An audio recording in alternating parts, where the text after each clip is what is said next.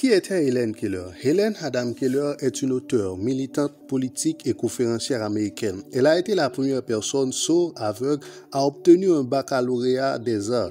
Après avoir obtenu son diplôme, elle est devenue l'une des personnes les plus influentes du XXe siècle. Elle a travaillé pour les droits des personnes handicapées, des femmes et des couches défavorisées de la société. Avant de poursuivre cette vidéo, je vous invite à vous abonner tout de suite et à partager ces faits inédits sur la vie inspirante d'Helen Keller.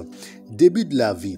Helen Keller est née une enfant normale le 27 juin 1880. Elle a perdu l'audition et la vue dès 1 an et demi, c'est-à-dire environ 19 mois. Et 5 ans plus tard, ses parents, sur les conseils d'Alexander Graham Bell, postulent pour embaucher un enseignant du Perkins Institute of the Blind à Boston. Helen Keller et Anne Sullivan. Anne Sullivan a réussi à opérer une transformation extraordinaire dans le monde isolé d'Hélène. Elle a surpris d'Hélène à comprendre, à apprendre à communiquer avec le monde qui l'entourait.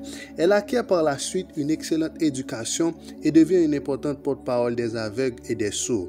Anne Sullivan a suivi Hélène à lire. Il l'a appris à écrire en braille et en signaux manuels de sourds-muets, et elle pouvait comprendre le toucher. Ses efforts pour parler plus tard de sa vie n'ont pas été aussi fructueux lorsqu'elle est devenue une personnalité publique, mais elle a réussi à se faire comprendre. Parents et famille. Le père d'Hélène était Arthur H. Keller. Il était rédacteur l'un des journaux les plus populaires en Alabama. Il était aussi capitaine de l'armée confédérée. Et il avait 2 frères et une sœur. Mais avant sa naissance, son père avait eu un mariage précédent. Et il avait 2 demi-sœurs et un frère aîné. Éducation et réalisation. Helen Keller a commencé à fréquenter l'Institut de Perkins pour les aveugles en mai 1888. Anne Sullivan et Helen Keller ont déménagé à New York pour fréquenter la White Human School.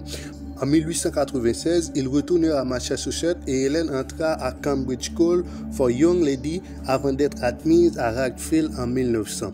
Elle est devenue la première personne sourde et aveugle à obtenir un baccalauréat des arts à l'âge de 24 ans, c'était en 1904. Helen Keller était déterminée à communiquer avec les autres et elle a appris à parler. Elle a passé une grande partie de sa vie à donner des conférences et des discours. Elle a appris à lire sur les lèvres et sur le bout des doigts afin de pouvoir écouter les discours des autres. Elle est connue pour son fort soutien aux personnes handicapées. Elle a voyagé dans plus de 25 pays, donnant des conférences et des discours de motivation sur la condition des personnes sourdes. Activiste et politique sociale d'Helen Keller.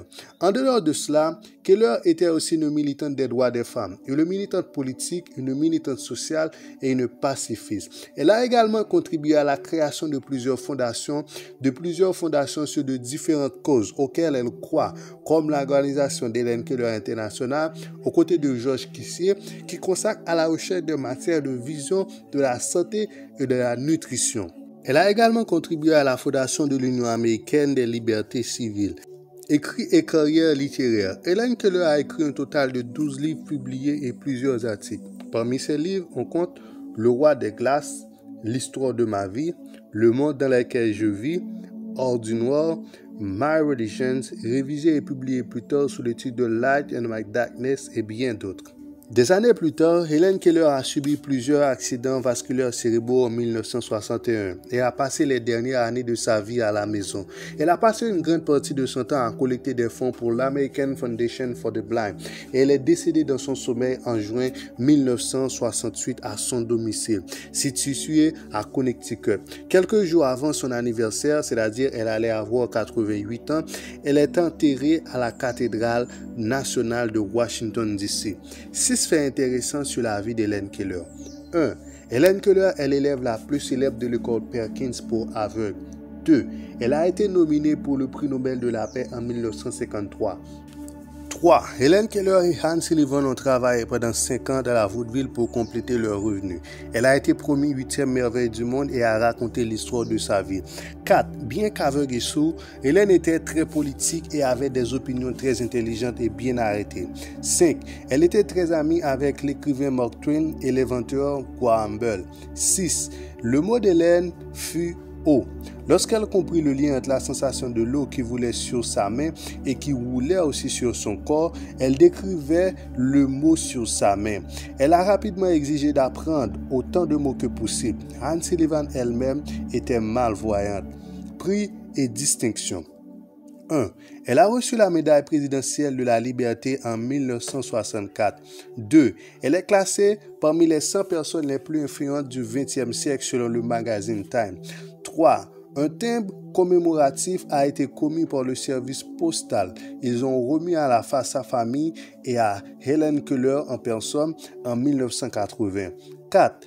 L'État d'Alabama a émis une pièce de monnaie avec Helen Keller dessus, selon le programme de commémoration des 50 pièces de l'État de monnaie en Amérique. 5. Elle a été intronisée au temple de la renommée des femmes de l'Alabama. 6.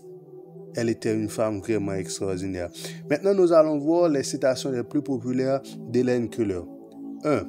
Les meilleures et les plus belles choses du monde ne peuvent être vues, ni même être touchées. Elles peuvent être senties avec le cœur. 2. Le personnage ne peut être développé facilement et tranquillement. Ce n'est que par l'expérience des épreuves, de la souffrance que l'âme peut être renforcée, la vision éclaircie, l'ambition inspirée et le succès obtenu. Et troisièmement, pour finir, votre succès et votre bonheur résident en vous. Décidez de rester heureux, de voir votre joie et de vous former et de vous construire une armée invincible contre les difficultés. Si vous êtes toujours ici, partagez cette vidéo extraordinaire.